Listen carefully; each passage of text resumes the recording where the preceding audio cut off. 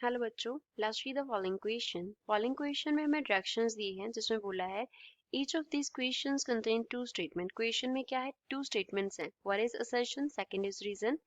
Each of this question also has four alternative choices. Question में four alternative choices भी हैं। Only one of which is a correct answer, जिनमें से just एक correct है। A, B, C and D, four हमारे पास choices हैं।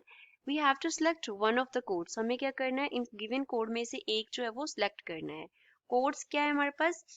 ए में बोला है assertion is correct, reason is correct and reason is a correct explanation for assertion. B में बोला है assertion is correct, reason is correct and reason is not a correct explanation for assertion. C में assertion is correct, reason is incorrect. D में बोला है assertion is incorrect but reason is correct. Assertion में क्या है? The stress strain graphs are shown in the figure for two materials A and B as shown in the figure. जो A and B materials हैं उसके लिए हमारे पास क्या है? Stress and strain graphs दिए गए हैं. Young's modulus of A is greater than that of B. Young's modulus of A जो है वो B से क्या है? बड़ा है. Reason क्या दिया है? Young's modulus of small strain is stress upon strain. Young's modulus क्या होता है? Stress upon strain होता है. That is slope of linear portion. जो ग्राफ का linear portion है ये उसका slope है. A is more than slope of B. A का जो slope है वो B के slope से क्या है?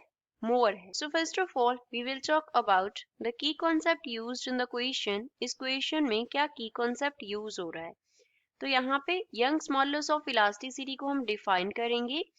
Young's modulus of elasticity. Young's modulus of elasticity जो है इसको Y से डिनोट करते हैं एंड ये इक्वल होता है स्ट्रेस पर यूनिट स्ट्रेन के. कितना हमने स्ट्रेस अप्लाई किया था उसकी वजह से बॉडी में कितना स्ट्रेन जो है वो प्रोड्यूस हुआ. नाउ लेट अस सपोज हम जो ग्राफ ड्रॉ कर रहे हैं उसमें इस तरफ हमारे पास क्या है? स्ट्रेस है एंड इस तरफ हमारे पास क्या है? स्ट्रेन है. स्ट्रेस और एक्स एक्सिस के लॉन्ग क्या है? स्ट्रेन है. तो अगर यहाँ पे हम ऐसे ग्राफ ड्रॉ करेंगे तो इसका अगर लिटिल पोर्शन ले इस तरीके से, यहाँ पे क्या वेरिएशन हो रहा है? स्ट्रेस का वेरिएशन हो रहा है सपोज डेल्टा एस, और उसके कॉरेस्पॉन्डिंग जो स्ट्रेन का वेरिएशन हो रहा है दैट इज डेल्टा S1. तो यंग्स मॉडुलस क्या होगा? स्लोप ऑफ द ग्राफ, क्योंकि स्लोप क्या होगी? That will be equals to stress upon strain होगा. स्ट्रेस क्या है? डेल्टा एस से जो चेंज हो रहा है एंड स्ट्रेन क्या है? डेल्टा S1 जो चेंज हो रहा है. तो S delta S upon delta S1 क्या है? स्लोप है एंड ये स्ट्रेस अपॉन स्ट्रेन है. So this is equals to Young's modulus of elasticity. तो जो स्लोप है स्ट्रेस स्ट्रेन ग्राफ का वो हमारे पास क्या है? Y है. अब डायग्राम में हमें टू ग्राफ शो किए गए हैं. इस तरफ जो है वो क्या है? स्ट्रेस है. इस तरफ स्ट्रेस है और इस तरफ क्या दिया गया है? स्ट्रेन दिया गया है. स्ट्रेन. तो यहाँ पे क्या है? ए स्लोप है और यहाँ पे क्या है? बी का स्लोप है. तो कंपैरिजन से वी कैन इजीली टेल कि जो ए का स्लोप है वो मोर है. ए के लिए जो स्लोप है that is more than slope of B. B के स्लोप से ए का जो स्लोप है वो क्या है हमारे पास? ज्यादा है. तो अगर ए का स्लोप ज्यादा है तो ए के लिए यंग्स मॉड्यूलस ऑफ इलास्टिसिटी का वैल्यू क्या होगा? ज्यादा होगा.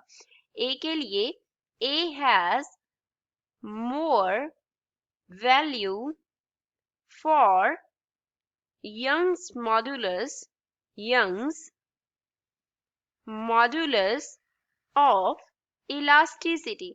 यंग्स मॉड्यूलस ऑफ इलास्टिसिटी का वैल्यू ए के लिए ज्यादा होगा. सो असर्शन में हमें यही दिया था कि अगर हम गिवन ग्राफ से देखें ए एंड बी के ग्राफ से तो ए का यंग्स मॉडुलस ऑफ इलास्टिसिटी बड़ा है. रीजन बीइंग क्योंकि यंग्स मॉडुलस ऑफ इलास्टिसिटी क्या है? Stress upon strain, that is the slope of the linear portion of the graph. And A का स्लोप ज्यादा होने की वजह से उसका यंग्स मॉडुलस ऑफ इलास्टिसिटी भी क्या है? हमारे पास ग्रेटर है.